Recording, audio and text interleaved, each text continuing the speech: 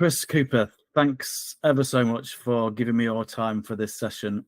The reason I've invited you is because I know you well enough to know that you've got a world of insights in terms of productivity and all sorts of things. I'll let you introduce yourself because you'll do a much better job than I will. But I think you'll be a revelation for a lot of public sector people, which is why I thought it'd be fantastic to have you on. So I'm really pleased that you've been able to join. I'm building a bit of a theme here with the Desert Island Diaries. So I don't know if you can see that image behind me. You're the person in the hammock. So you're relaxing now and just telling me your life story. And just behind me there's a drink. Which is your favorite drink? What are you going to drink whilst we're going through this? Well, that's an interesting one. I don't drink alcoholic drinks very often nowadays, but if I do, and I was in a sunny environment, it would be a nice margarita. Okay. And if it was not so sunny, it would be a very spicy Bloody Mary to warm us up. Okay. Well, it is sunny, so we'll go with the margarita. Picture it done. I'm picturing that in my mind now, yeah. Okay, excellent. Okay, so just to kick us off, and this is the bit you'll do a much better job than I could ever do. Can you give us a 60-second overview of your career and what you do? Yeah, 60 seconds. Wow. I mean, that is one of the hardest things now, being the age that I am and having the journey that I've had. So, because there's kind of so much you have to leave out. But I think basically started before the formal work process because I was always a curious child, very, very interested in the way things work. And also that very quickly led into being very curious about the way people work and the way human beings work. My dad was a rugby player, which was very unusual. So I was very fascinated by my friends' parents and what they did for working, welding, truck driving, and all those kind of things. So that tells you that I grew up in a sort of very sort of working class environment in the north. And like, most people started an apprentice in that background, started an apprenticeship in the engineering sector with British Aerospace. And it was just at the right time when there was a massive culture shock going through the organization because we were denationalized by the Thatcher government. Yeah. And we all of a sudden had to look at the ways of working that had been done for almost a century and, fundamentally find new and different ways. So being the sort of polymath that I was by this time, I started looking around at different ways of doing things. The Japanese came into our business in the form of Kawasaki Heavy Industries and started to basically, I say, unscrew the top of my head. Yeah. Supply a tonic to my brain to actually give all this sort of new knowledge that I was young enough and keen enough to assimilate. So I started to find these sort of new ways of working and new realities of what I had surrounding me, and then started to apply it. And my, people in the organization recognized what I was doing. And it very quickly changed from why are you always wandering around the place talking to people to why don't you come and join this team, which was called production development. And I went to join this team who had this urgent task to make improvements. And we went through the whole organization. And I mean, everything that we did was up for grabs. And we fundamentally changed the way we worked. And then they said, can you do these things, not just in the sort of shop floor, factory floor, but can you go into the technical arena and work in there and see if you can make similar? And I said, my answer at the time, like it always is I don't know, but maybe, Yeah. maybe some of these principles will work. So that's another thing about me. I always work from first principles. So that's been made famous by Elon Musk, of course, but it's the way I've always worked. Go back to first principles, see what's possible. And so I made, huge changes in the technical arena and won a Queen's Award for innovation and a Chairman's Award and all of this. And I got sort of headhunted to head up the first multidisciplinary teams, as they're now called, because I was agitating for those. So I've had since then decades of experience of running multidisciplinary teams Yeah. and driving improvement. So that's the potted history. I then in the Can I just jump in with a quick couple of questions? yes, sure, yeah, of course. So it feels like that curiosity was always there. The training has probably emphasized it and consolidated that, but that curiosity was always there from the sounds of things, which I think is really key. And you said something there about I don't know, which I think is another real massive essence of what we need to be like. And is that I've got Socrates on my desk here, which is all I know is I know nothing. And if that is a genuine, authentic feeling of I might be getting old and wise these days, but I still know nothing. It puts you in really good state, doesn't it, in terms of being able to be constantly trying to find out what's going on and learn. And my big thing is frontline first, learning from that front line, which I suspect we've got, common beliefs in. Yeah, I can tell you a very quick experience. I once, I obviously worked in a world of work making aircraft that at that time was very kind of long-winded and projects were measured in years. And one of the first things I did when I left and went to one of my first customers, it was in one of the quickest tempo businesses I've ever been in, which was making batteries. Yeah. The little AA batteries. Duracell was the company. Shout out to Duracell. Mm-hmm. And at that plant, we were making one every 4 seconds. Wow. So every 4 seconds, you're making a battery. What you learn, in a few seconds in those situations is everything you don't know. And I've been in a place in healthcare similar when I've been in pathology labs, where you've got lots and lots of samples coming in. And so I think, the first thing that I always do is go to whatever the shop floor is. Yeah. Whether the shop floor is the boardroom itself or whether it's the janitors cleaning the lavatories, I'm just take me to the shop floor. Let's see what's really going on. And, forget the PowerPoint graphs and slides, and let's just go and see how hard it is to do. Because most work, everybody who's good at it makes it look easy. Yes. And that goes for all work. Yeah. And I think the big danger that we have in life is making assumptions about how easy things are until. Yeah, I know, absolutely. So a big thing for me, I've got a book coming out. I've just been proofreading it last weekend, and it should be ready to go out on the 22nd. It should be on Amazon on the 22nd of September. And in there, the argument I'm trying to make is we always do things at an academic sort of level. So the business cases we write are typically academic. 2 + 2 = 4, and it's sort of factual type stuff. But actually, what we really need is the extra 3 layers of knowledge. So we need people's perspectives, different viewpoints, perspectives, and the skills involved, and then actually doing it. And those extra 3 layers of knowledge are the difference between success and failure. And what I'm finding the more I speak to people is we've all got that same golden thread of that's the key knowledge that we really, really need. And if we just operate at the academic level, we miss all that gold, which is typically on the front line, and we make bad decisions. And what's really interesting to me is all the experience you've had in sort of manufacturing type environments, but so much of that we can apply into our sort of service industries and public sector, because I know you've done a lot of work in the public sector as well.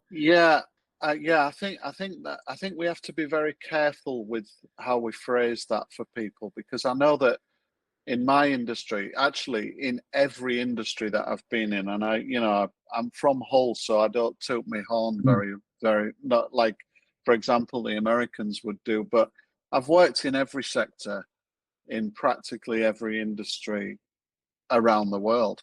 And so, it, but what it's really about, it's not things that you learn in manufacturing, it's not things that you learn in finance or pharmaceuticals.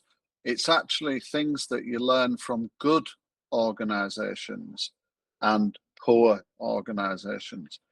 And people really don't want to hear it sometimes. The first thing they'll say to me is, I was at a very precise precision. I can't speak too much about it because it's an NDA subject thing, but let's just say I was in a very, very complex technical business.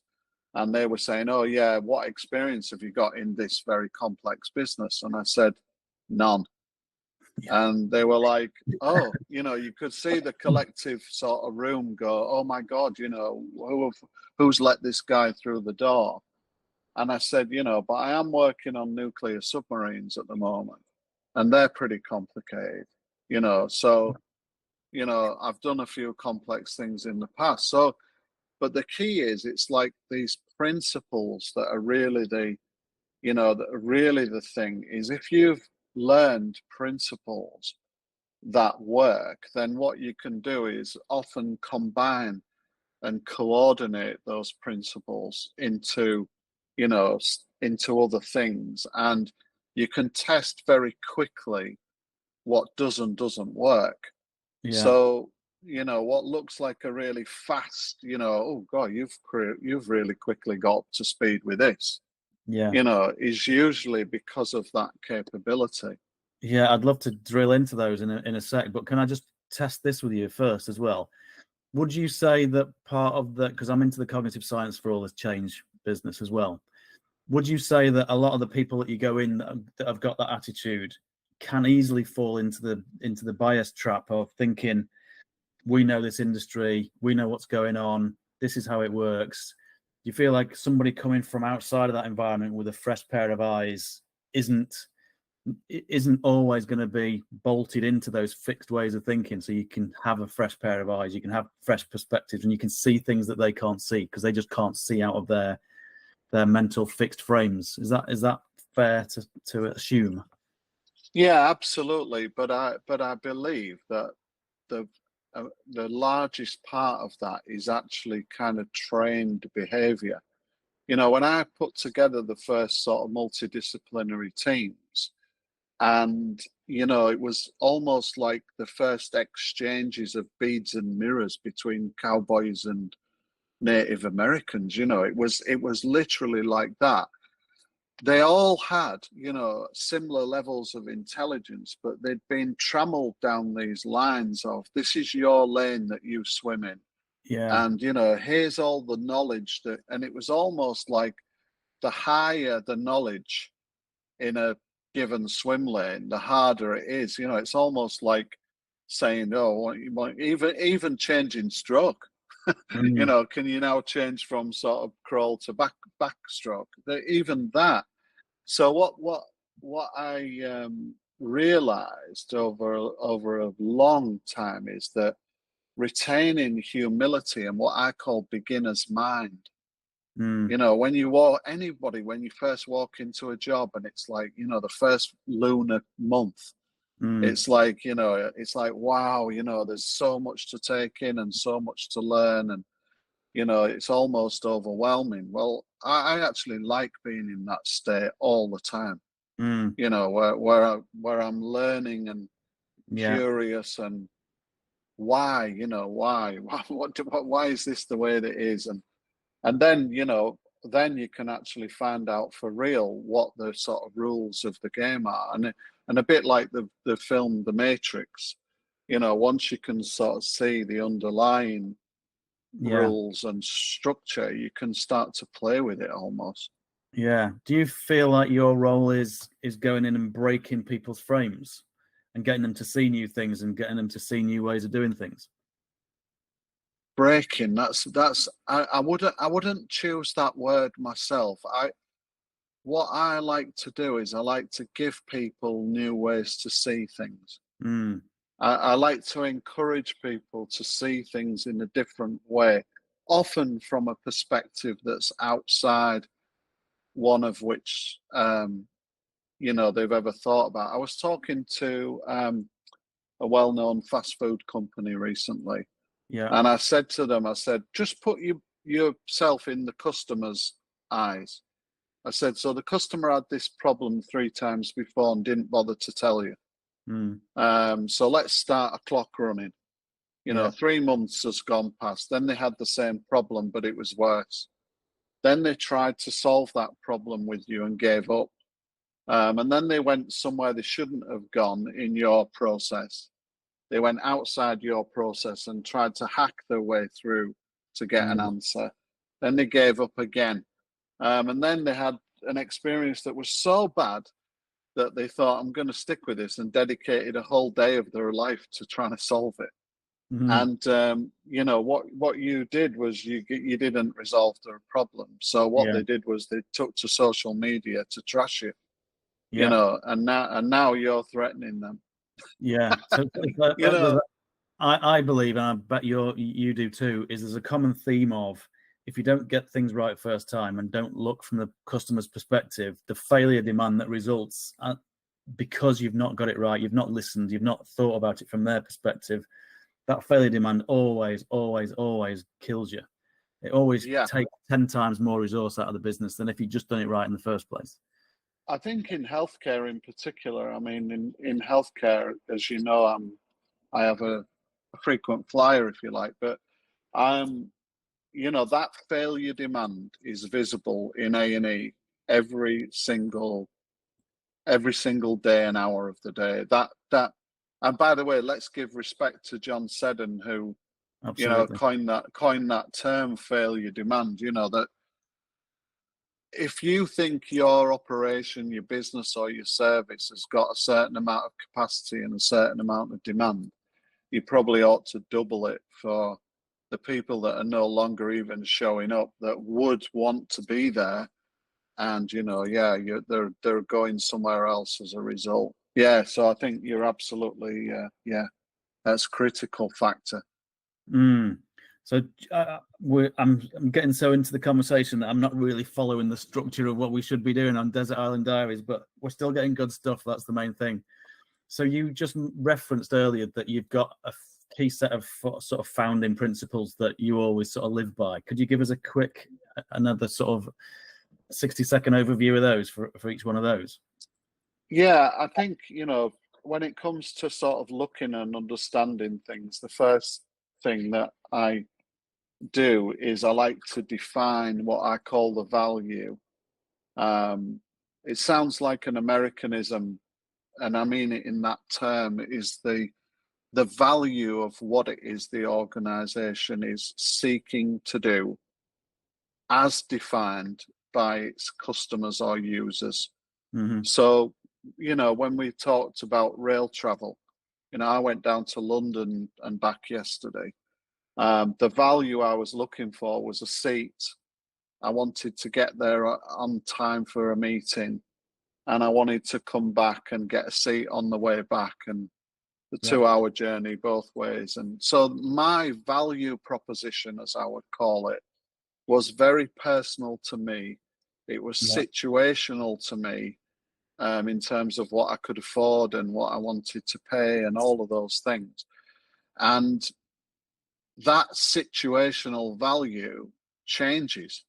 If I Mm. was going to a business conference, but if I was going to a football match with my friends, the value proposition might be completely different. If I Yeah, was you'd be going, fine standing up yeah, because you'd be singing on the way. yeah. Whereas I had to get a 5 a.m. train, so I wanted to sleep. Yeah. So I think that's principle number one: is define value, and I'm going to be provocative, but don't you dare define it on behalf of your customers, because Yes. most people genuinely cannot identify with their customers because they've very rarely lived in their shoes. I mean, Yeah. look at MPs, like, shout out to Anne Clwyd, by the way, who, you know, as soon as, I think it was her husband, wasn't it, who became ill, and she started to see the system from the position of the patient and started to campaign, you know, in that respect. And as soon as you put yourself in the customers and sort of start taking their journey, then only then can you really define value. And then the second principle is how is that value currently forced to make its way through your system? Yeah. You know, so I'm currently in a value thing that's within healthcare that started 2019.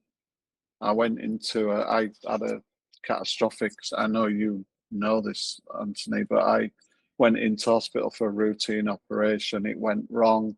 I ended up in a coma for 3 months, and that value stream, as the people, the academics like to call it, that journey of mine is still ongoing. And here we are in 2024, right? Yeah. So subconsciously or consciously, most customers, most patients, most users, that's what's important to them, is that journey through the system. And yet most systems don't see that from within. They No. only see these small interactions, like we wrote him a letter, he came to a clinic, we took his blood, Yes. you know, And can I be bold and say, from my perspective, what happens is people in those silos, the people in the system that are supporting the flow, become more fixated and focused on their little bubble of what they do, and they lose sight completely of that client and that customer and that patient. Yeah, it's only natural, and people have never ever really even been able to consider that. I mean, you know, I used to get in trouble in our factories because I wandered around and wanted to understand the flow, Yeah. and was told in no uncertain terms, you know, stand by your bench and stay there, Yeah. you know, and stick in your lane or stick at your Do you post. think Yeah, it's scientific management that's driven that culture? That you know, wow. stick in your Yeah, bubble. Stick in your... that's a very deep question. A very deep question. I think I am a scholar of the history of human work improvement, you know, Mm, and my study goes all the way back. Scientific management, like a lot of these, you know, business movements, has got a terrible name, mm, a terrible implications, um, because I think what happens is these things were used to inquire and understand about the way human beings work, mm. and the initial Henry, F.W. Taylor, for example, the Yeah. famous father of Taylorism, and his team. It's an amazing bunch, actually, Yeah. because there's a whole universe of people around him that started to get into the improvement of work. They were just working with the social mores that they had at the time, Yeah. and you know the values and habits and the way work was. So, you know, naturally back then, you know, what the focus of work on was like arms and limbs moving, you know, rather than the Yeah. thing that was trying to travel through the work, if that makes sense. It does. So because you've studied it in a load more detail than me, I'm coming at it from my college education had some of this in it, and my degree had some of this in it, and my SEMA professional qualifications had some of this in it. But sort of what I remember from all that is, you know, if you are manufacturing things and you've got, you know, a flow in that process of the manufacture, if you become really good at being able to bend that particular widget and you become a real expert in it, you can get through 10,000 widgets in a day, which means that the whole amazing process and productivity is crazy and amazing. And I think that was pretty much the basic message that you get from it, which sticks and becomes a really strong heuristic of specialism equals productivity equals we're amazing. And I think that Well, very basic understanding just permeates through all our culture. in service Yeah, industries, which is where it's a problem, I think. And that you're absolutely helps us right. lose that connection to the patient because we're just focused on our bit. So a GP might be like, I've got 25 people to see today. And that Yeah, becomes his overriding, priority, as opposed to that customer's really my priority and that patient. And if I spent another 2 minutes asking more detailed questions, I'll get the diagnosis right, which will mean 5 years worth of avoided cock-ups potentially. yeah. It's why isolated metrics are just ridiculous. I mean, the problem is that it is exactly that. Is that it's what I call the ghetto of excellence syndrome, which is like we're going to focus on this tiny bit, and we're going to make it excellent, world class, all of those other banal maxims.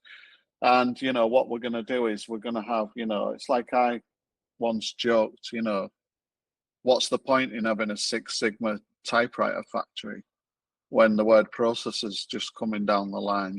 What's the point in having the most productive, brilliant surgery if the 3 months after you've got all sorts of problems? And Yeah, so but the reason I go back to the kind of the tram lines that were encouraged down typically through education, that we're unable to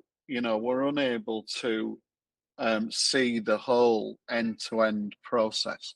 yeah, And I mean, I look at a hospital, I walk around a hospital with my matrix goggles on, and all I see is, and why? Because the hospitals were teaching hospitals, right? When you walk around a hospital, you can see everything that you need to learn to know medical healthcare. There's anatomy in there. I mean, they're not called that quite now. They're called other things, but it's almost like the layout of the hospital is anti the flow of what conditions people have and what needs to happen to them in order to either prevent problems or even fix problems. So the way that every organization ends up is like a trip around a theme park. It's yeah. like most of the time you're standing in queues waiting for something to happen, Mm, and you have 2 minutes worth of thrills. And if you add it all up in a whole day, you have like yeah. what, 5 minutes of thrills for 20 hours of not much happening. You've just given me a eureka insight type moment there of, my God, what a brilliant way to explain it. Yeah, Yeah, it's theme parks are. I mean, obviously, we'd all be dripping in adrenaline, won't we, if there were 20 hours of thrills? But yeah, I think that is the inevitable outcome of, and of course, the academics and people now even know the languages, don't they? They say, we're functional silos, and we need to break down the functional silos and all that kind of stuff. And the reality is those functional silos are very good for developing the knowledge that people need to do their jobs, but they're not very good for the value or the patient or let's stick into healthcare, the flow of the patient. I did some analysis. Which I'm crazy. I sort of do these things occasionally. I did 15 years of admissions in a Northern General Hospital, and we boiled it down to, people only really come into hospital for 10 things. And, they either come elective, mm, they come, or they yeah, come emergent, like yeah. emergency, I like but that. it's basically the same flows. And that's true for about 80, I think it was about 83% of the volume. And then you've got these complex flows, which Yeah, again, there's no real flow, because then in order for it to really flow with a complex patient, you'd need a multidisciplinary team yeah, together, flowing that work. So that's really principle number 2, is find out what the flow is, and then call it principle number 3, or if you want, is actually design a radically better flow. and use the collective brain power of the Yes. people who do the work to look at it new and say, how could we do this really, really better than it is today? And Yeah. I'm not. The example I use is, if you get puncture in your car, it's going to take you 2 days really to repair that and get that back to normal. But every Sunday we can watch on telly, it being done in less than 3 seconds. Mm. Now, not obviously, we're not saying that everyone in healthcare should be stood around all day waiting for 3 seconds of work to take place. But, if somebody comes in with a broken limb, for example, and we can diagnose, we can plan a plan of countermeasures and remedial action, and we can put that right. Surely we can do that better than however many hours we sit in A&E now, and however Yeah. many days later we get, fracture clinics and all that kind of stuff. Yeah. So the flow, the thing that's really with those first three principles is that once you understand value, you understand this dark matter called waste.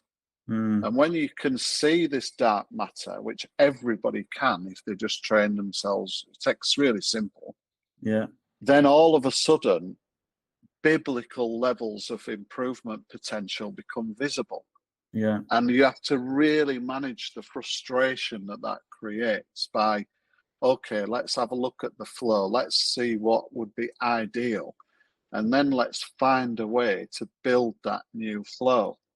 And the problem with building the new flow is that there's a simple that it's crazy that most organizations don't see, which is if you start radically improving the flow in some part of the system, you're going to overwhelm the other parts of the system. Mm. So, if you put a pin right in the middle of a patient flow and doubled productivity, which is easy, by the way, Yeah. I know I can say that because I know there's all the dark matter, but most Yeah. people, if you say double productivity, they would just think you were Yeah. barking mad. Crazy. Yeah.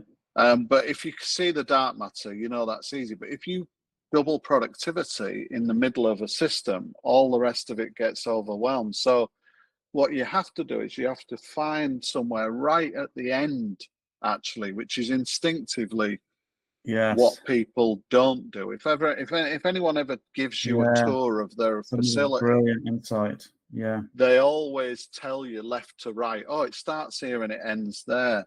Yeah. But when it comes to radical improvement, you have to Yeah. start at Start the at the end end. so Yeah. that you don't And screw up the system as you've improved the other bits.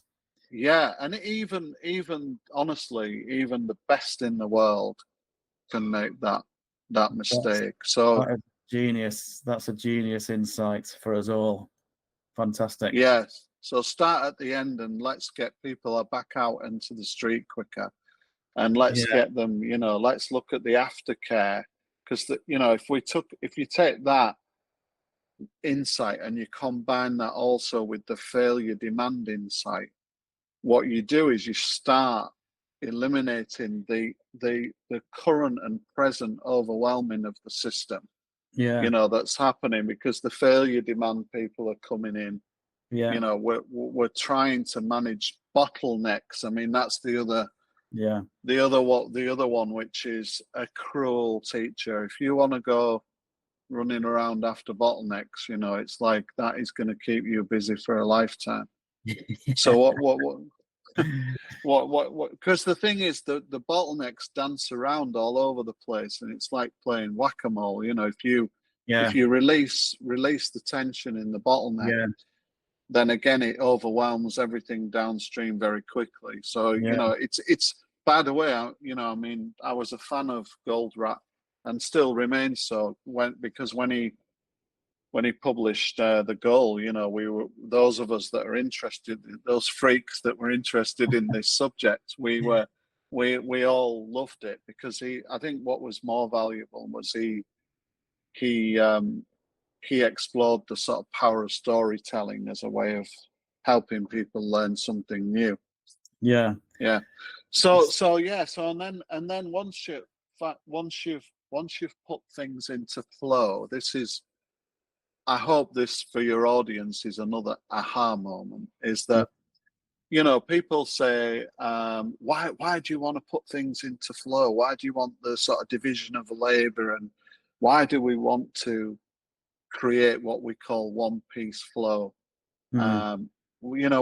David Fillingham, who's ran NHS improvement for quite a long time. I spoke to David recently, and when I first met David, he said, "But we're not a car factory and we don't make cars." I said, "Well, actually, David, the insight is this: if you create a system that flows, the first thing everyone's going to say to you is it's going to be constantly stopping, and the answer to that is good." Because every time the flow stops, by definition, it's telling you the most important problem you have to solve. Mm. Right there and then. Because if you organize for flow, the minute the flow has a problem, it says, hang on, this is the thing you need to fix. Yeah. And there's a good example of that. And again, I know I'm a nerd about human work, but the way they leveled the Giza plateau when they were building the pyramids, we know from the archaeological record now that what they did was they built an artificial lake around the site, and with banks, and filled it with water from the Nile, because the Nile used to flood up in that era. And what they did was they just slowly drained the water, and every time the ground appeared, they just shaved it off. And so without any laser levels or theodolites or anything that we have today, they were able to level the land perfectly flat within, a level of precision that even now, people just are staggered by. So it's the same thing. What you do is you create flow in your end-to-end process. And as soon as a problem arises, you go in and, okay, let's address that problem. So it's a bit like the sort of, Kaizen, as we'd call it, or whatever, but you're not doing it in a kamikaze Kaizen way, as I call it. Yeah. You're actually doing it in the order and sequence of which you're not whack-a-moling the process. Yeah, you're not whack-a-moling, and it's actually quite a nice, gentle way to do it if you want to make improvement quickly. So a little summary, just to see if you tie in with my sort of vision with all this is, and I think we do. So almost like the Holy Grail and the like aha moment is the value piece ultimately. If you really get that value piece and you really look at it from the customer's perspective, genuinely, you see the waste, and to the point where I guess you're the same as me. It drives you absolutely insane because you see it everywhere, and you can just, like British Gas the other day for me, nightmare. And you just feel like screaming because they just don't get it. They're just not looking at anything from the customer's perspective. It's just purely their own little team's perspective. But when you do see it, you have that eureka moment of the patient, and that becomes your meaning and your purpose. It makes life, everything's easier, because everything you do is like, instead of that's your job, I'm passing it on, I don't really care what happens down the line, it becomes, right, what can I do to make sure that person that has the patient next really has what they need? Yeah. And everything changes, doesn't it? It's like everything changes.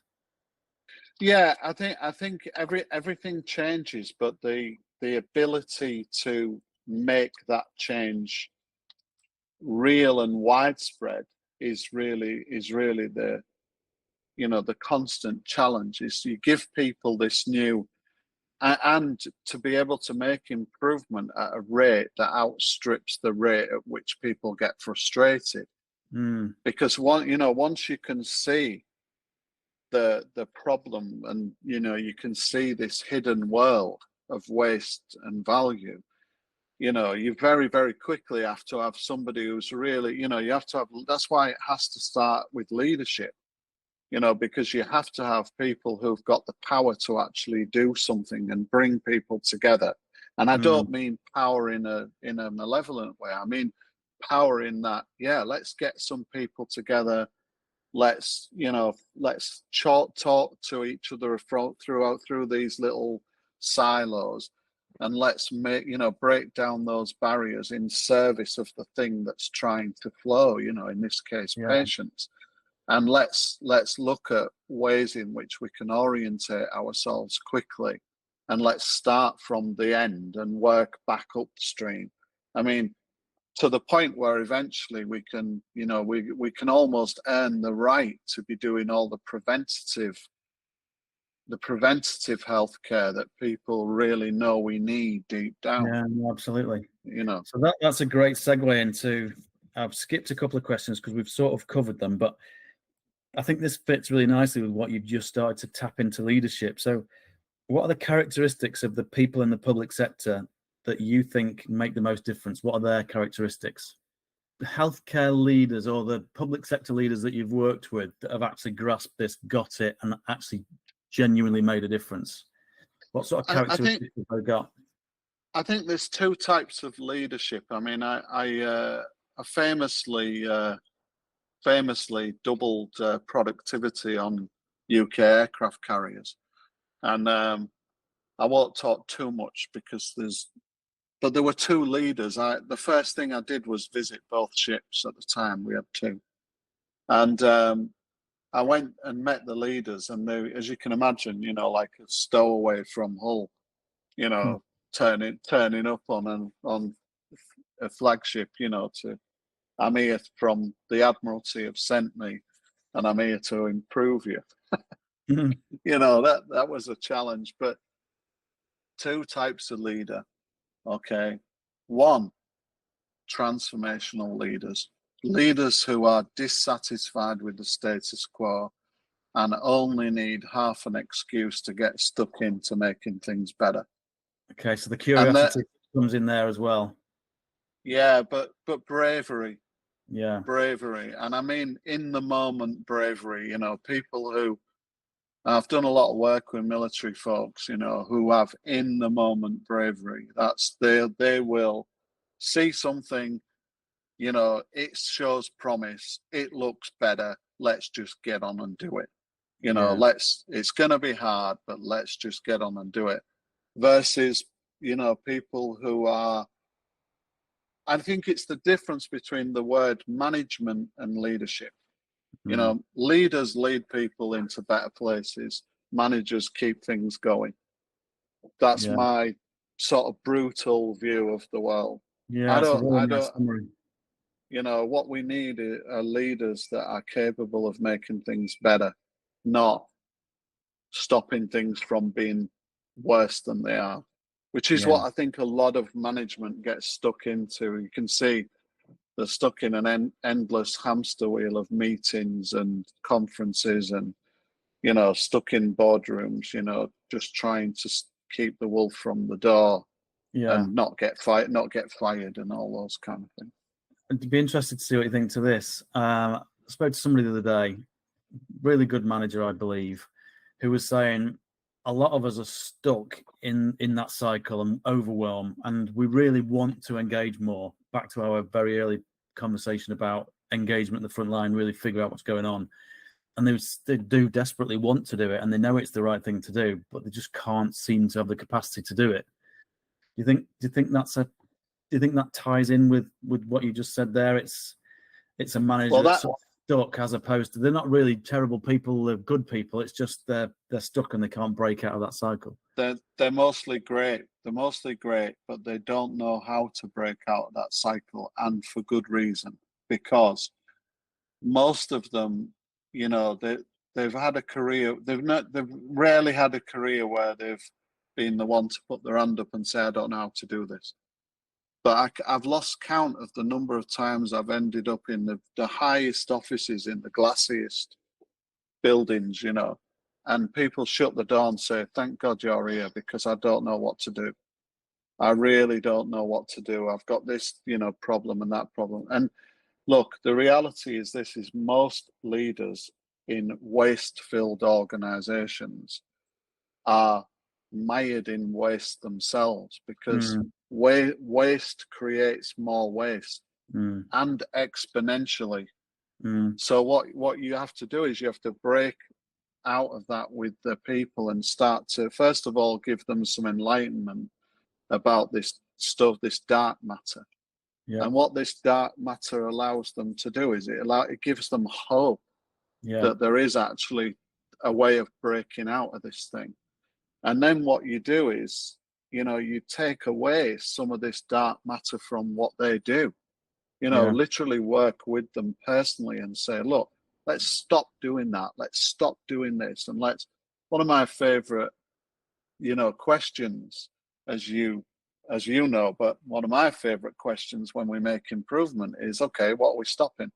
Yeah. So right on my desk now, I've got an app on my phone for my health appointments.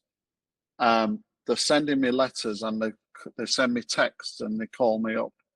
So that's 4 things, right? So it's like, why don't you get rid of 3 of those things? Yeah. Literally get rid of now, there's an instinct that people will say, oh yeah, but there's people who prefer this. Yeah, there's people who prefer all of those things, but I don't know anyone who prefers 4 rather than 1. Yeah. So if you think, I'll tell a little story as well. I'll just shoehorn this in because it's a quick one, but it's so relevant to what you just said. I used to work at Air Tours when I was just qualifying, and I was studying. I hadn't passed as my SEMA exams at this point, and I had to get in the office before 6 on a Monday morning to get this board report done for 12. It was a beast of a horrible thing to produce, and it had to be on that desk for 12. Otherwise, the board of directors would have killed me. That's maybe a bit harsh, but I wouldn't have been in favour. And it was horrible. I had to sort of get up at 5 on a Monday. And I was still studying and doing ridiculous hours studying. So I thought, I can't do this. I've got to change it. And again, a bit like you, I just was curious. And so I interviewed the board members, or most of them, and just said, what elements of this report do you actually look at? And I was amazed that 40% of it, none of them looked at. And it was like, well, that was a revelation, because you don't think, and it had been going on for years. I'd picked this up from somebody, picked it up from somebody, picked it up from somebody, and it just carried on. And you just assume that if it's for the board, it's got to be all valuable. But actually, just asking questions, it's like, well, no, 40% of it isn't used, and I could get in at 7:30. It's like beautiful. Yeah, most of the people I encounter, they're in busyness, not business. Yeah. They're stuck in busyness, and a lot of that is because they don't know. Back to this point, they actually don't know how to solve these things and how to get out of the hamster wheel. And so, one of the things I do is first, after enlightening them with this waste thing, is let them play with this dark matter and say, okay, let's have a look at it. Let's see if we can get rid of some of this stuff for you and your team, and let's figure out the stop it's before the do it's. Before we say something new, or we start a new meeting or a new team or a new job title or something like that, let's start finding the things we're going to stop doing. And then, what you find is, I always have this thing of a lunar month. I'm sure there's some science stuff behind it, but it's like, if you can make something work for 28 days, it generally becomes a habit. It's like smoking cessation, isn't it? Or they call it quitting smoking, those of us that have done it. It's like, it typically takes that long to get this new thing going. And then once leaders are liberated from the, being chained to reports and meetings and committees and all this kind of stuff, they can actually start to venture out and start to help others, because the last thing you want, this is a really bad thing with sort of traditional consultancy, is the last thing you want is the leader learning in front of their people who are expecting them to lead. It's humiliating, and we have to be able to find a way of creating humility without humiliation. Yeah, no, really valuable point. And you just made me think there, and some of that you were saying is that we need that time. so that we can invest that time in the front end. So quality is built at the front. It's not built at the back through audit and retrospective audit, which we are just increasingly, the pressure's on. So let's have more reports. Let's have more audits, as opposed to, no, we need less of that. And we need more quality built in at the front end rather than additional stuff at the back end that doesn't add quality. Yeah. I mean, everybody instinctively knows that, if you're in at the stage where you're kind of measuring the outputs of things, you've already lost the battle. I discharged myself early after being in intensive care. I found myself on a general ward, and I saw a bed manager coming around, and I thought, oh, they need my bed. I couldn't walk really to any further than the bathroom, but I thought they need my bed.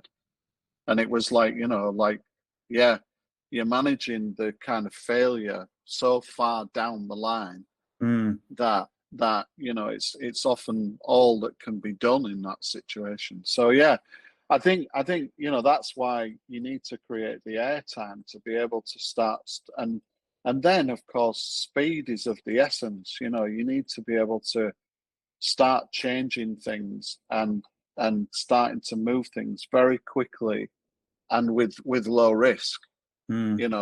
So low risk means getting somebody like me who's done it in 100 places all around the world, not somebody, and I have to be careful because I'm not saying this with any sort of disrespect. I'm just saying that there's a lot of people who will tinker and mess around with systems, very complex, high stakes systems without much in the way of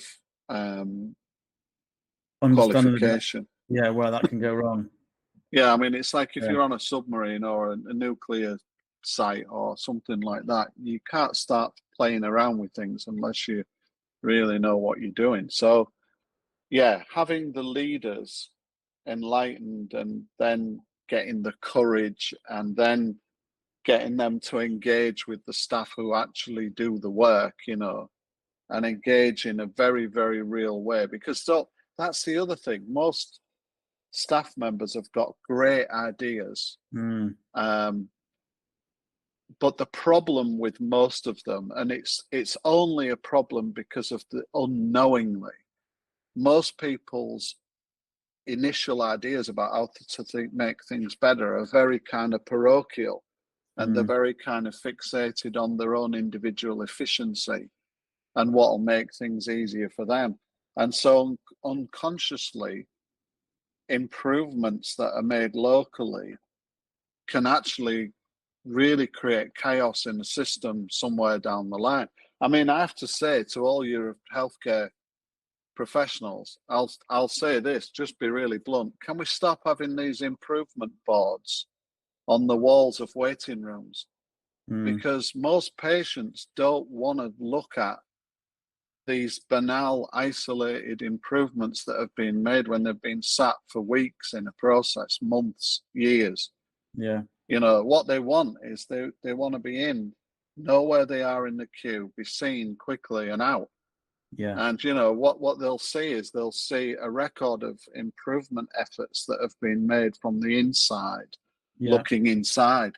Yeah. And so, we've got to be really careful, especially in service orientated organizations, like, and if there's a sign that says, please be nice to our people, don't be, all that tells me is that there's biblical levels of waste. Yeah, you come through passport control, it basically says things are going to be horrible from here on in. So what you and I have just talked about are all these symptoms and byproducts of the current situation, aren't they? Which says that there's a wide scale lack of knowledge about how to make things significantly better. Yeah, and what you just instilled in me again is that eureka moment of really, it's the patient that's the meaning and the purpose of why we're here.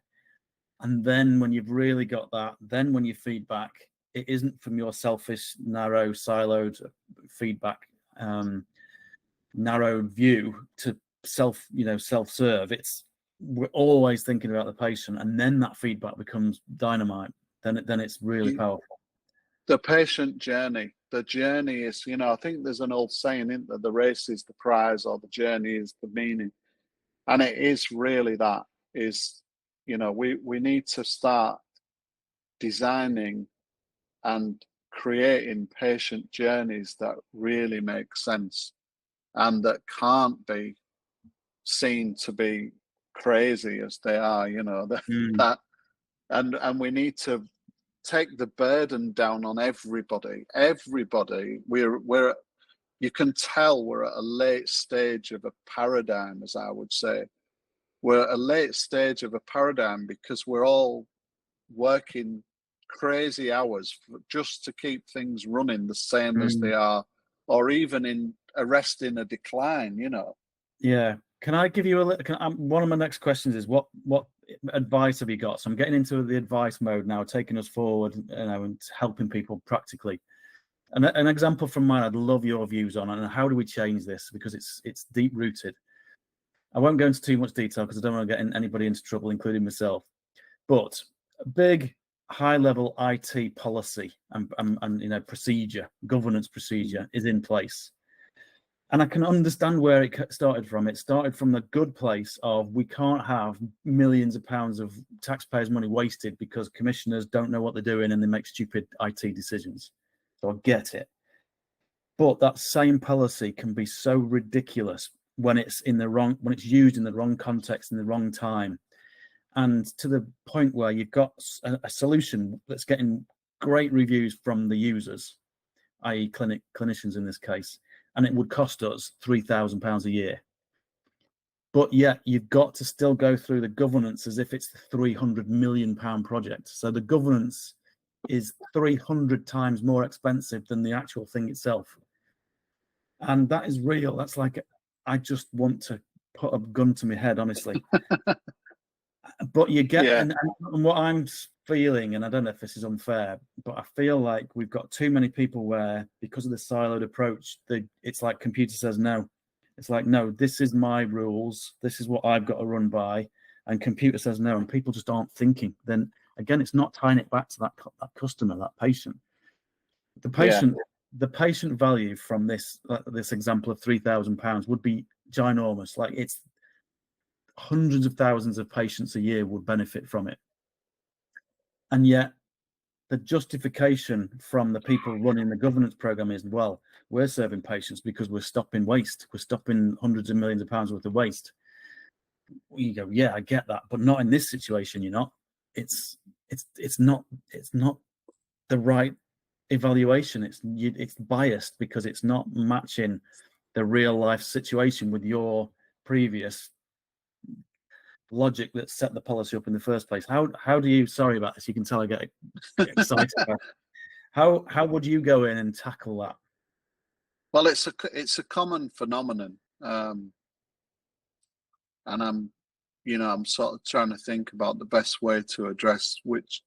It's a common phenomenon for a complex situation, and the complexity seems to often, in my experience, seems to come from two very clear forces. One is there's a force within the organization which is all about, getting the best result for the effort that is put in. So, when we define large IT systems, for example, we want and there's a disease which is easy to contract, which is called postponed perfection. That what we do is we put people together and we start thinking of all the things that can go wrong, and we end up doing nothing. We end up doing nothing rather than, let's get something up and running. Let's make the step change improvement, and then let's incrementally improve it so that we can. The other thing with the systems is that, what we've done in the computer age, and apologies to all you viewers and listeners when they hear this, because you'll never unsee this one, is that when we talk about this dark matter, this waste that's in between all of these things, you know, that opening a bank account, you know, phoning the help desk, you know, trying to get some car insurance or whatever it is you're trying to do in life now, is everything has been computerized. But when we computerized it, we weren't enlightened to waste, so we baked it all in. So now this waste is baked into the system. And so what that means is that any system that is evaluated not only in its complexity, but also assuming that all this waste still has to be baked in. I'll give you a great example. I was working on the military situation where we needed to have real-time information available to everybody about the plan. We'll just call it that, right? And the plan. And what happened was they had very complicated, you know, all sorts of, you can imagine IT, yeah? And you can imagine how much it had cost and how much it had spent. We went back to first principles and said, what is it that the people need to see? And they needed to see this plan. And this big thing had closed circuit television all over it.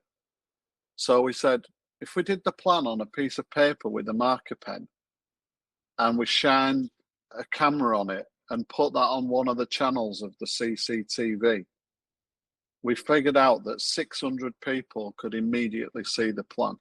And if an arm came across the camera and rubbed out the plan and changed it to something else, guess how many nanoseconds it took for 600 people to see the change in the plan? So the computer system was completely obliterated by a cheap, you know, closed circuit television and a camera and a piece of paper.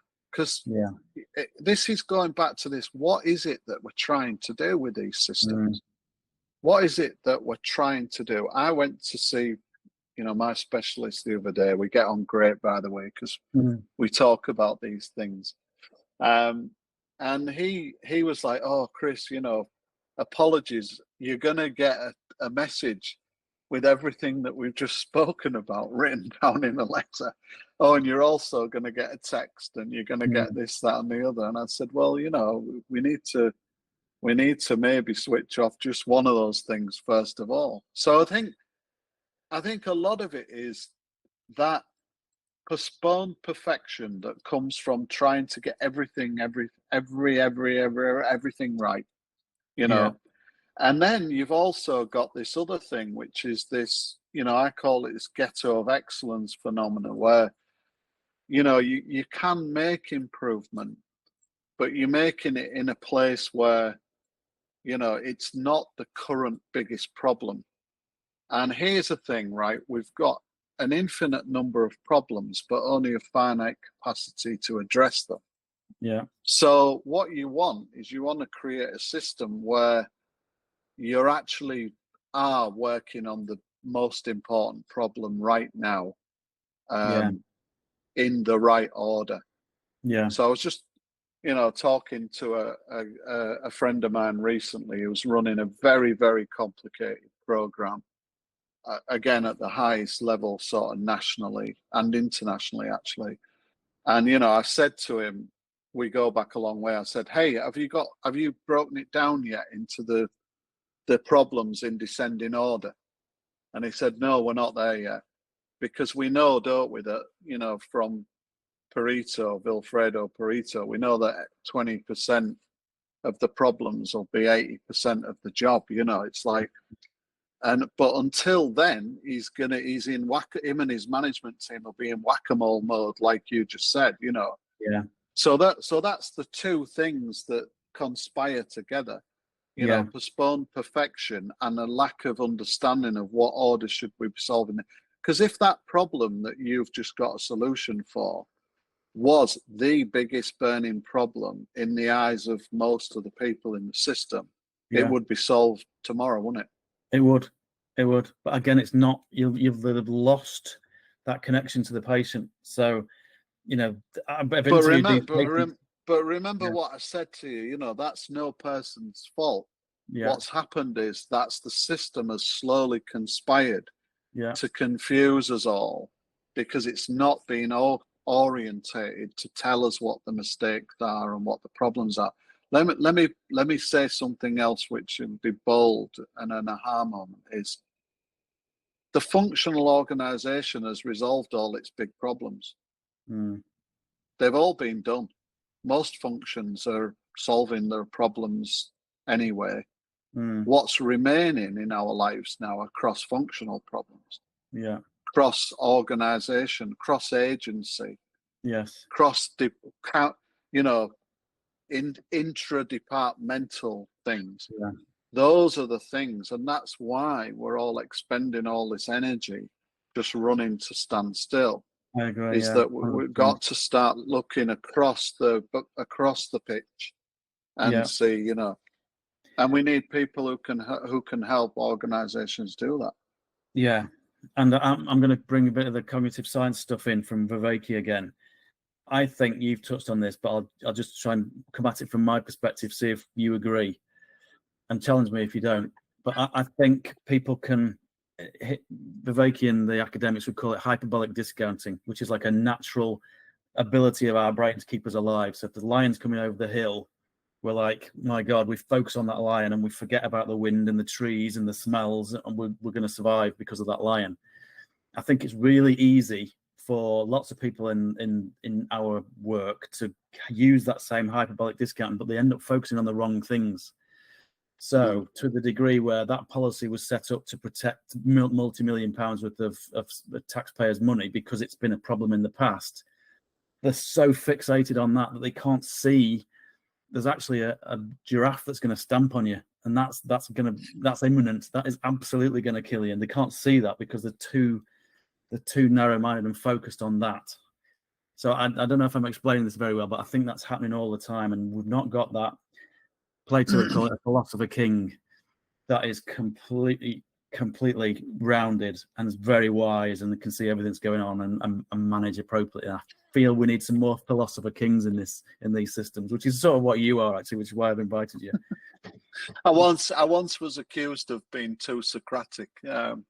That's which I took as a compliment at the time, but Definitely, I would definitely take it as a compliment. I think that's very true. I think what you did though was triggered, a thought about there is a cognitive thing. I mean, and I became, I've always been curious of that. But when I came out of the coma, I mean, one of the things I had to do was learn to walk again, and which leads to one of my favorite examples is that we can walk towards an escalator that's not working, and minutes before we get to the first step, we're saying to ourselves, the escalator is obviously not working. So we're also saying to ourselves, don't do that ridiculous walk on the first 3 steps, because your brain is telling you that this is always moving. Yeah. So, your brain has trained you, hasn't it? And it's retained. So even though the logical side of your brain is saying, I don't want to do that stupid walk, it's just completely involuntarily, there. But that's where you need to, you need to almost get out of your own head, as it were, and be disorientated. I remember, being, when we were trained by Kawasaki, being, taken by a sensei, as they call them, to show us the journey that the aircraft went through to being made, and literally going, oh my God, oh my God, talk about, ground shaking, sort of different. And even, I have to say, even I was a young worker at the time and had not created that system, I felt shame. I felt like shamed. Why have we allowed such stupid things to go on? So I think a lot of it is about creating a cognitive dissonance. Yeah. Some kind of dissonance that allows people to go and to think anew. Yeah. And clearly we have certain situations where your instinct kicks in and it's good. Yes. Like if there's an earthquake and there's people buried under a building, human beings naturally divide the work and start flowing. They Yeah. naturally do it.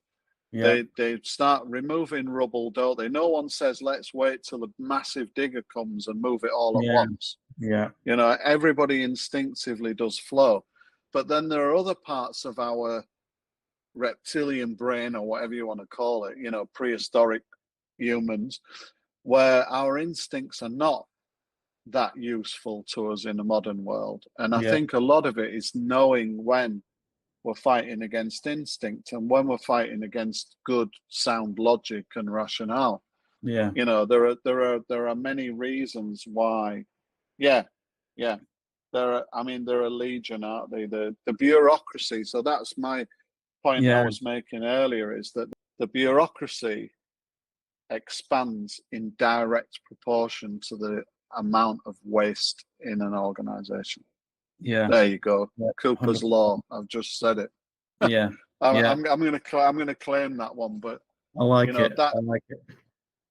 that is what happens. And so, you know, whenever we see bureaucracy, or whether we encounter, you know, excessive counterproductive regulations or anything like that, we should always perhaps think that first and then go look for the dark matter that created it, you know. Yeah.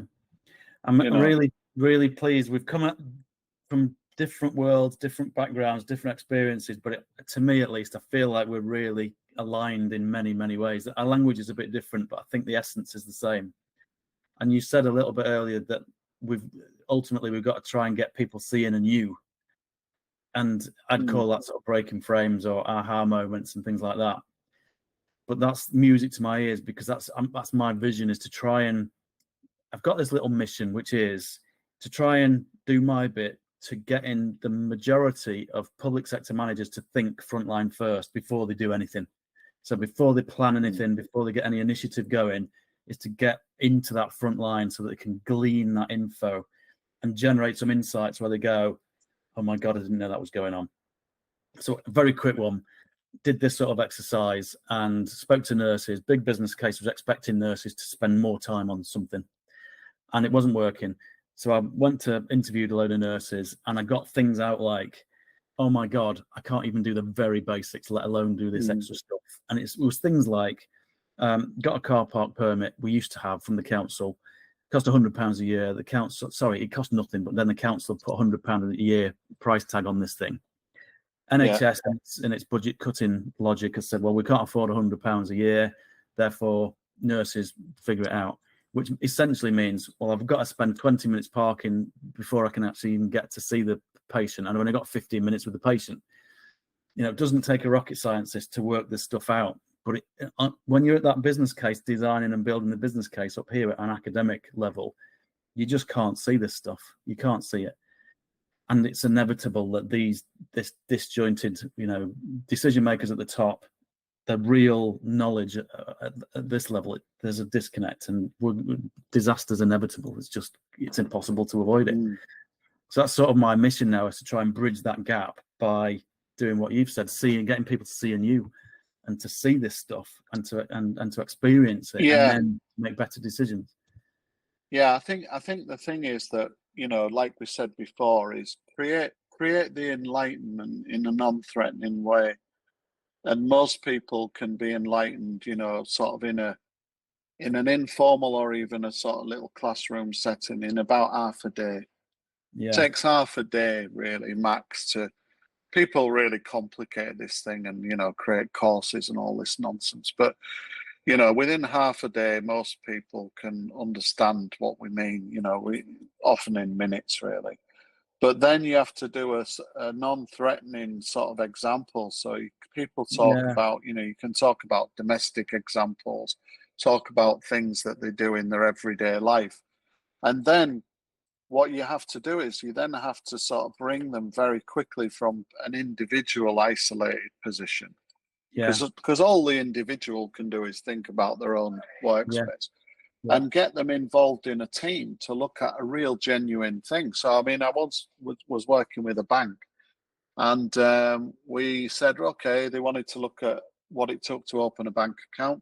And we said, great, let's go and open a bank account, Yeah. you know. And, worked with City of London Police once and said, great, let's go and arrest someone.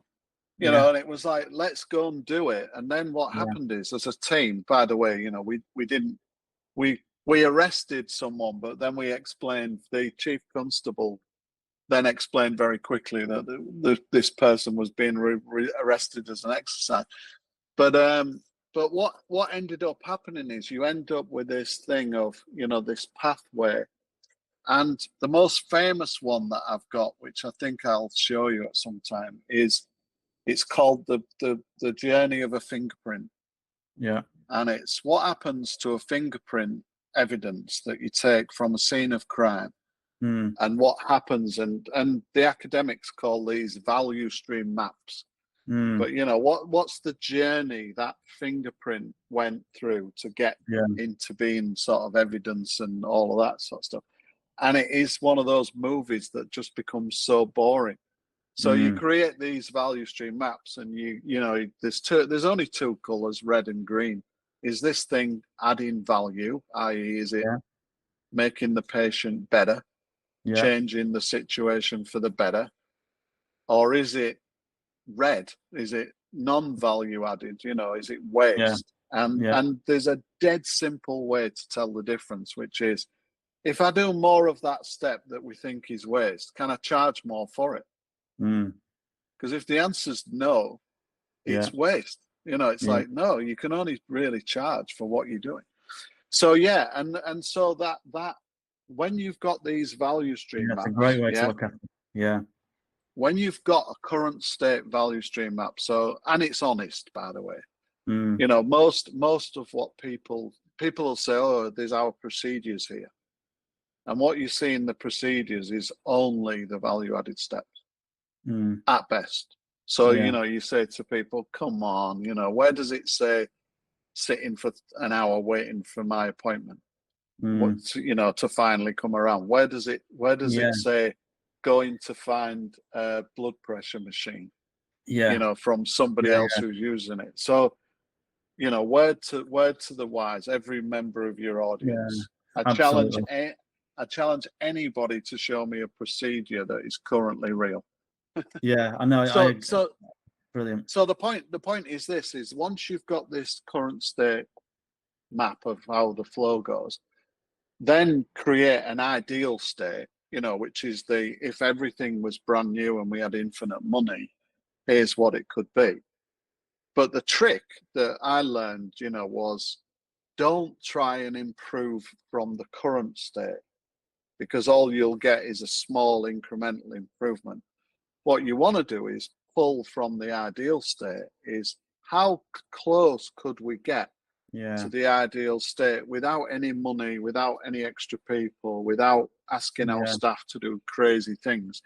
How quick, and you'd be amazed how much dramatic once you've got a vision, humanity is brilliant at finding ways to get there. Yeah, well, me and the family, we had a thing once where we were talking, and again, this is maybe useful for the listener. We said, the ideal state would be private jet. So we said, how could we make air travel more like being on a private jet? What have we got? No money, as a family. Anyway, where that led to was a little thing that we do when we travel now, which is we divide the labor up. So we get off the plane. I go straight through security, through passport control, and get on the empty bus to go get the hire car. There's no one in the hire car queue because everybody's waiting for the transfer. And then I drive back and pick them up, and they've got all the luggage and throw it straight in the back of the car, and we're on our way. We usually sat in a bar, like an hour and a half before everybody else is, before they come. And it's all that was born from what would the ideal state be? Well, we'd be on a private jet and we'd get a chauffeur driven limo, wouldn't we? And all that kind of stuff. So great example. so what's good about that approach is current state makes everybody miserable, but ideal state makes everyone happy and makes everyone have a bit of fun with it. And so once you start moving to the happy side, you Yeah. know, every step forward that you make makes you feel better, you Yeah. know.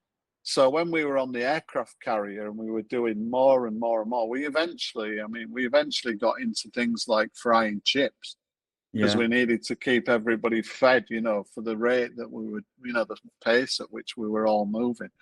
So everybody's morale's going up, you know, higher and higher and higher because people's ideas are being brought to bear Yeah. I to love make that. improvement. And you know, when everything's getting a little bit better every week, it's very hard to be miserable, Yeah, you know. you've inspired me there. I don't know if you know, but I've built this tool called Insight Genie, which is all about generating insights from that front line so that the managers can get access to it easy. But Brilliant. what I want to do is, I might even do it this weekend, is build a frame, which is an ideal state frame, so that we can Yeah, ask the ideal state from the stakeholders. So rather than just what are the problems and what are your solutions, like let's do a new frame, which is what's the ideal state. that would be excellent. That would be excellent. Yeah, and then what we can do is, you know, with the insights from the staff, and this is key, you know, they and we need to provide a space and a capacity, and you can do this really quickly, is you can start creating a little bit of capacity to allow people to start to then be regularly involved in improving things. And it changes even work that people have, you know, I've been in organizations where, you know, the CEO has said to me, I can't believe the transformation in this individual, you know. Yeah, You know, that I worked in a factory in Portugal once where they were closing it down and shipping all the jobs to a low cost economy, you know. And the long story short is we saved the factory and everybody got promoted. So that the whole organization, all of the leaders were like, why are all the leaders coming from Portugal? You know, well, it's because they'd all seen this new way of working and new way of organizing. And there was one lady in particular who had a sort of terrible disciplinary record.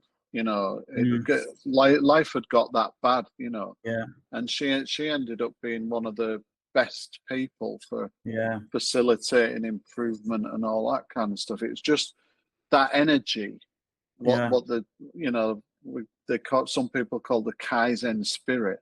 It's yeah, in everybody. It's yeah. in I everybody, agree. but you've just got to create the environment and the circumstances Unlock for it. it Yeah, to unlock it. Yeah, yeah. yeah. So a very quick question before I wrap up with a final couple. Back to your point earlier, which was another major one for me around humility without humiliation. Do you think this could work? So my vision with the Insight Genie is we capitalize on the power of AI these days to be able to take all that qualitative data from our lots of different stakeholders so that we get that learning from the front line. But actually, I feel like it could fit as well with your management and leadership position, which is we glean that. The report becomes a really nice, consolidated, easy to read report. And for me, when you use it properly, you always get aha moments because there's stuff that you just hadn't thought about inevitably when you're dealing with the front line. I would hope, and I feel like it should be able to be possible, is that we managers and leaders can take that and go work with it as opposed to being threatened by it. Does that feel good to you? And by the way, I'd love to test it with you and get a use case with you on some of this stuff if we could. Yeah, it's got me thinking because I think there's definitely an insight. There's an ego thing. There's an ego thing which has to be navigated. And you know, I mean, it's all right going into somewhere where, you know, the CEO's like, you know, saying prayers in the boardroom and worried to hell, you know, that they're not jobs gonna lose their job and all this kind of stuff. But I think there's another thing. If I think that many leaders, if they ask their staff tomorrow what they think and what their ideas and suggestions are, most organizations have like suggestion schemes and town halls, as they call them in America, and all these, they dread those things because I think they instinctively know that what they're going to get is a biblical level of problems. Yeah. None of which will be a silver bullet. Yeah. So what happens is the senior leaders come with I want to understand the 20% that's going to really make a big difference. Yeah. And what they're typically presented with is these millions of tiny incremental problems that are frankly, I'll categorize them as interesting but no action. Yeah. Interesting but not actionable. Now, how do we bridge that? Yeah. It has to come from enlightenment. It has to come from a way of everybody being able to see the whole. Yes. From end to end and understanding, what their suggestion and idea is and how it fits in things. So what we need to do is we need to balance. And actually, there's a friend of mine, Carl Clem, who used to run Toyota in Europe, and he's just written a sort of a brilliant book called The Balance of Excellence, I think it is. Sorry, Carl, if I've mangled that, but basically he presents it as a balance between, the improvements that the macro are needed at the macro level. He uses the metaphor of a wheel two wheels on an axle.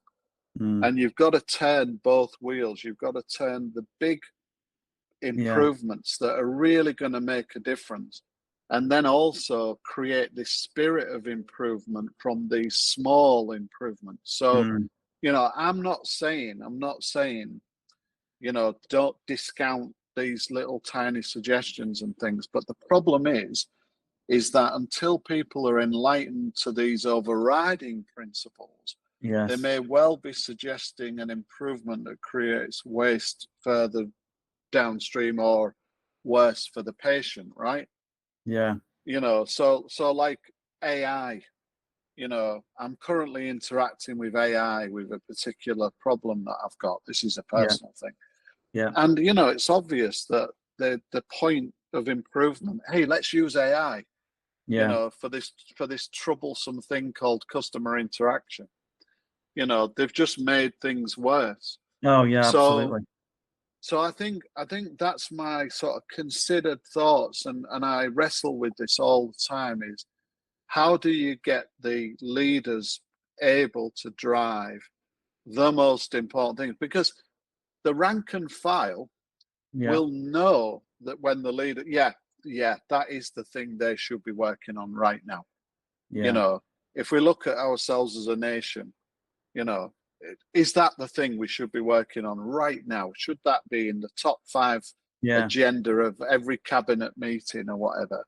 And then, right, what are we doing at the lower level that's in line with that? And that everything's connected and contributes toward. Linkage and alignment is key. Are we all? Sorry, No, I'm with you 100%. I'd love to get into some more detail with this with you and do some testing, but my vision is that AI can be that brilliant bridge of taking a lot of data, breadth and depth, and consolidating it to give you that overview, that gestalt view. And I think it just offers massive opportunities because it can bridge that gap for the leaders as well as for the local manager.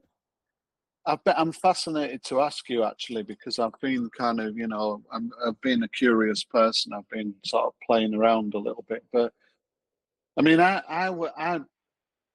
there's two, terrifies me and excites me. So the one thing that terrifies me about AI is, imagine we apply AI using the management principles that have got us where we are today. Yeah, or it's a bit like your example with this customer service. Yeah, so that's a terrifying proposition, isn't it? yeah, Because what'll happen is we'll just accelerate faster towards oblivion and yes, chaos. yeah, Or if we have, some better, more productive principles, which have been proven now. I mean, at yeah, one time when I first started this game, these principles were experimental, but yeah, now they've been proven in all sorts of industries. It's why you can fly to Spain for yeah. 30 quid rather than, 300 quid as it used to be. But what we probably need to do is, and I know that there's two camps within AI as well. So I don't know. I think Musk has backed one, anti, and there's the other. Chat GP's another one. Yeah. Is what happens when we put these principles into AI and then set them to work around these principles? Well, that's what Uh, that's what I've done. Because it's based on curiosity and purpose and yeah, alignment, and it's magic. Honestly, yeah. so I'll get a quick example just to paint the I'm picture of definitely up for that. By the way, how good it is. The book just went last weekend proofreading it, 255 pages, I think. When I was researching people to do the foreword for me, I did some research and said, right, these would be great people, train and learn their style. And then I loaded the book and said, write me a foreword as if that person's written the foreword. And it was 55,000 words. Within a few minutes, it had written a 4-page foreword. And I was like, oh my God. Like, I'd written the book. I know the key things. And it just was beautiful. I was just like, I'm amazed. And that is the power of it's so good at taking qualitative data, like a lot of it, and yeah, then making sense of it so that managers and leaders can go, God, I didn't even know that was a problem. We've got to do yeah, something about that. It's yeah. like There's definitely something that we'll be able to leverage these tools, but like all tools, they can be a force for good or what's the Blade absolutely, Runner? The absolutely, Blade Runner quote, they're either a force for good or a force yeah. for bad. But Well, it's back to that hyperbolic discounting that our mechanics in our brain can save our lives, but can also mean that we make stupid mistakes. yeah. Yeah, Well, I think any system that allows us to make mistakes safely and in an order of importance of which we need to learn is something that we should all be rushing forward to use. And I think it's up to people like us to make sure that that's what we do. And yeah, I'm well, just it's been yeah, absolutely brilliant. We're going to have to carry on, so we'll do a bit of working together on that. I'd love to, and I yeah, suspect we need to do another one of these because there's more we can say. I think that's amazing, Chris. I have absolutely loved it, and we've gone way over time. I thought we might. What I think I'll do is I'll encourage people that I share this with. So this whole talk will go onto YouTube, but I'll turn it into little snippets so that we can feed this through into LinkedIn, and I'll get comments back and ask Chris questions, that sort of thing. We'll maybe get back on again if you're up for that. Given that we are Desert Island Diaries here, and it's a bit of fun, what would your favourite song be? oh gosh, you've got me, you've got me in a, you've got me in a, you've triggered a very strong emotion in me. I have a couple of songs that I kind of knew they would sort of define my life in many ways. When you hear something and it just kind of just resonates with you. But I'll tell you the main one. There's a song performed live. Actually, you've got to see it live, and you can look it up on YouTube. It's a song performed by Gilmore from Pink Floyd, and it's called "Coming Back to Life." Okay. And I love Pink Floyd, so I'm going to like it instantly. and if you listen to "Coming Back to Life" and think about, it was something that I heard. I think I heard it for the first time just after I'd come out my coma.